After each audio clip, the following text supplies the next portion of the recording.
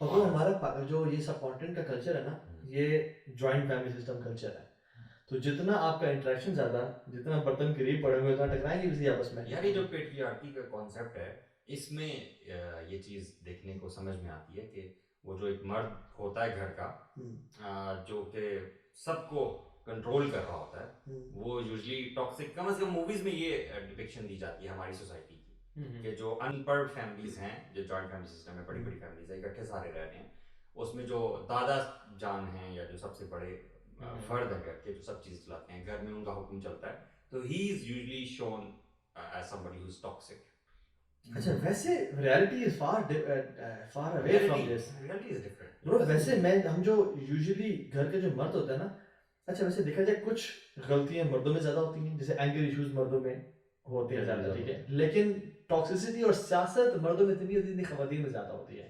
अब जैसे कहते हैं कि हम क्यों यूजुअली सास बहू के ऐसे ड्रामे क्यों बने होते हैं, या उनका, क्योंकि जनरली एवरेज अगर देखा जाए ना, तो ये चीजें खवातीन में ज्यादा होती हैं, आपस में उसने मुझे ऐसे क्यों कहा, उसने ऐसे क्यों देखा, और सारा मर्दों में थोड़ा सा ये है कि गुस्सा ज्यादा होता है, वो किसी को सुना दी और फिर वो ठीक हो मर्द गया वो और असल में सारा। अपना जो इशू होता है ना, वो गुस्से की फॉर्म में इजहार करके निकाल रहा होता है। हाँ। औरतें अक्सर वो अंदर रख के, वो फिर राइट लेफ्ट शेयरिंग और उसके तरफ लवाफ की गीबत और ये चीजें आ जाती हैं, और उसकी वजह से वो पॉलिटिक्स टाइप चीज की तरफ ज्यादा थोड़ा जाता सा है। साइड नोट है, मुझे ये बताएं कि जो बाकी मूवीज वगैरह में ड्रामास में डिपिक्शन होती है हमारी सोसाइटी की, do you think it's real? Bro मैं समझता हूँ एग्जैजरेटेड होती है। अच्छा, वो कुछ रोटन एग्स पकड़ते हैं और उन्हीं को बता देते हैं कि ये मेन स्ट्रीम ऐसा ही होता है घराने में, हालांकि घराने में ऐसा होता क्योंकि नहीं है हमारी जनरली। फैमिलीज जो रूरल खास तौर पे हैं, वो टॉक्सिक दिखाई जाती हैं जानबूझ के, राइट? यार मैं असल में रिसेंटली तो ड्रामे देखे ही नहीं बड़े ऐसे से, तो अभी लेटेस्ट ड्रामा तो नहीं मुझे पता कि क्या है, लेकिन आई थिंक पुराने जो जिसमें दिखाते थे टिपिकल एक नॉर्मल, सारे रूरल तो नहीं लेकिन even शहरी फैमिलीज को भी, तो उसमें जो जेनेरिक चीज थीम्स दिखा रहे थे, तो कुछ ऑब्वियसली रियल होती है, बट ऑब्वियसली दे मेड एक ड्रामा बना रहे हैं, उसको एक्साइटिंग चीजें ऐड भी करते थे, एक्स्ट्रा मिर्च मसाले भी।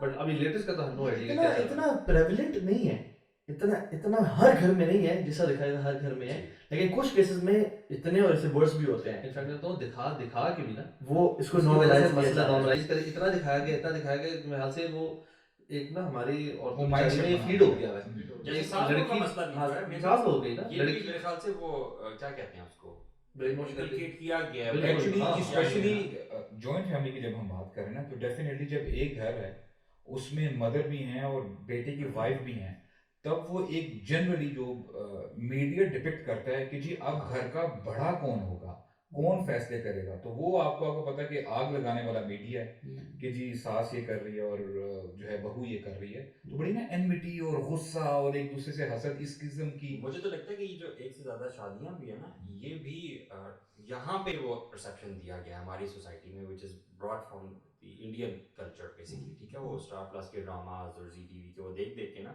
वो चीज़ ज़्यादा लगती है। अगर ह्यूमन ट्रेड हो, जरा सोचें तो अरब वुमेन में इतना ज़्यादा क्यों नहीं? Back in the middle east वो गवर्नमेंट अलाउंसेस देते हैं ना, तो लड़के वालों को भी अलाउंस मिलता है और लड़की वालों को भी मिलता है, और उनको पर्टिकुलरली एक प्लॉट डेडिकेट कर दिया जाता है, दे कंस्ट्रक्ट द हाउस, और माशाल्लाह आप अरबों में ये दस्तूर है ब्रो, यानी once they are married they have a separate house.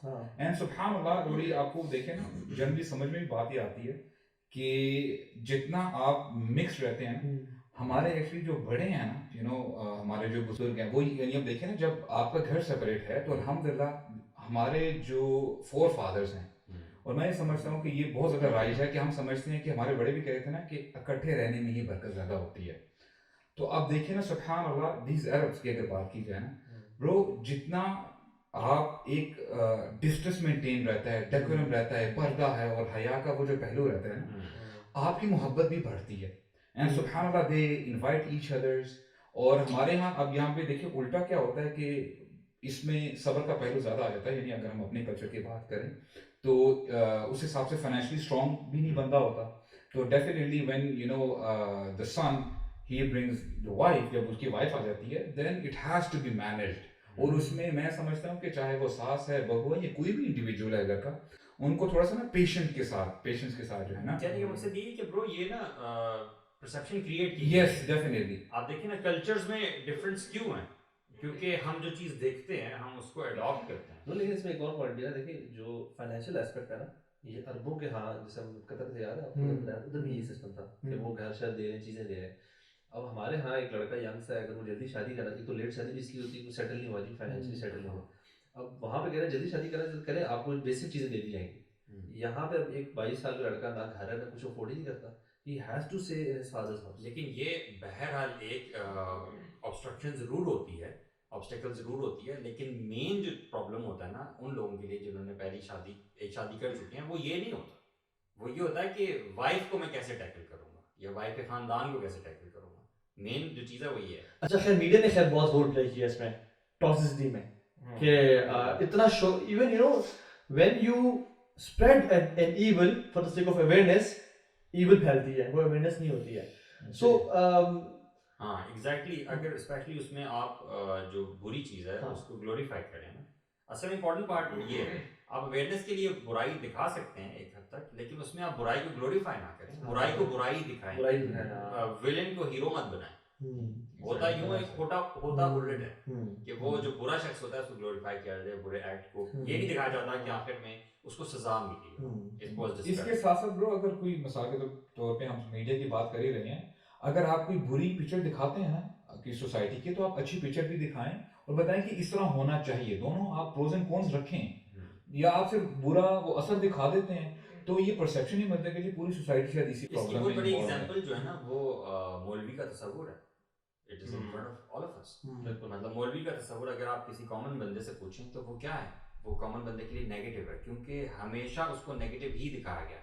ना वी आर नॉट सेइंग कि नेगेटिव नहीं है, नेगेटिविटी तो हर मदर्स में भी नेगेटिविटी है, ठीक है, मदर्स के रोल में, हर रोल फादर में, के रोल में भी है, हर रोल में नेगेटिविटी तो पाई जाती है, लेकिन उस कैरेक्टर को कुल्ली तौर पे वो दिखा देना, ये मैं समझता हूँ ये ये तो हिपोक्रेसी है। मीडिया ने तो हमें ना मीडिया के रोल को भी समझना होगा कि मीडिया का रोल अखलाकियात सिखाना नहीं है अनफॉर्चुनेटली, अपने रेटिंग बढ़ाना है। अपनी रेटिंग बढ़ाना, पैसे कमाना है ब्रो।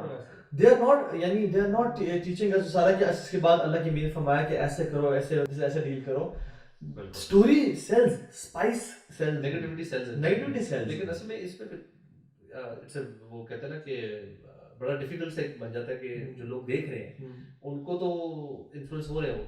मतलब आप हॉलीवुड बॉलीवुड उठा ले, बॉलीवुड में तो बल्कि मुझे याद है जब भी वो विलन के साथ कोई छोटू होता तो उसने दाढ़ी और होती थी, टोपी पहनाई होती थी, नाम उनका अमजद साहब रख दिया होता था, तो वो विलन का वो होता था, ड्रग डीलर वो होगा, पेटियां वाला काम वो करता होगा, इधर से उधर पहुंचाता होगा, मतलब इस तरह के नेगेटिव रोल्स इवन हॉलीवुड में भी देखते हैं। उन्होंने भी जिसको एक टाइम तो ब्लैक्स को दिखाते थे, फिर उन्होंने 9/11 टाइम मुसलमानों को दिखाते थे, तो ये तो चल रहा है हमारे यहाँ भी। अगेन सास बहू रिलेटेड चीजें आ जाएं, या इवन मैंने नोट किया कि रिसेंटली जो आप कहते हैं ना ग्लोरिफिकेशन की, बदतमीजी को और एग्रेसिव बिहेवियर को, अपने राइट्स को लेने के लिए कुछ भी बोल देना, अगेन किसी को बेइज्जत कर देना, किसी को नीचे दिखा देना, इसको ग्लोरीफाई किया जा रहा है। और हमारे यूथ में ये चीज बड़ी कॉमन होती जा रही है लोगों की कि यार मैं ना अगर किसी को चुप करवा दूंगा ना, दैट मीन्स कि मैं बहुत बड़ी चीज हूँ, चाहे उसमें मैंने उसको गाली दी है, चाहे मैंने उसको इंसल्ट किया, चाहे मैंने उसको डिग्रेड कर दिया।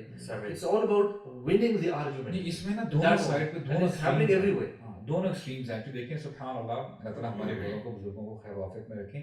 वो भी जाहिर बात है एक माइंडसेट से वो भी पले बड़े वहां से आए, उनका भी एक माइंडसेट है ना ब्रो। तो मुझे याद पड़ता है कि if I talk about my mother for instance, पहले ये बड़ा कॉमन था कि जी घर में अगर बहू आई है, she has to take care of everything, सास का भी ख्याल रखना है और ससुर का भी ख्याल रखना है, घर की सफाई सारा, और वो करती थी माशाल्लाह। They had this strength, I don't know, सुभानअल्लाह, जो हमारी माएँ थी उनका तो स्ट्रेंथ थी, but now if you talk about today, तो सुभानअल्लाह आजकल की जो जो लड़कियां हैं, आप वो सुभानअल्लाह अपने आप को, अपने हस्बैंड को और अपने बच्चों को इन्हीं को अच्छी तरीके से संभाल लें और समझा लें, कैटर कर लेना, तो I think this is a very I think that the job would be done in the that flip regard. side of the coin भी देखिए इसमें आप, आजकल के मर्द ही रहे हैं। Definitely bro, हमारे फादर्स मम्मीज बॉय है ब्रो। मैं बेगम ने रिक्वेस्ट की कि मैं वहां से पूछ लूँ, if you are not able to take decisions yourself और आप मैन ऑफ द हाउस नहीं हो, आप में रजूला वाला कॉन्सेप्ट नहीं है, you should not get married at all. That's why our fathers, subhanallah, अभी तो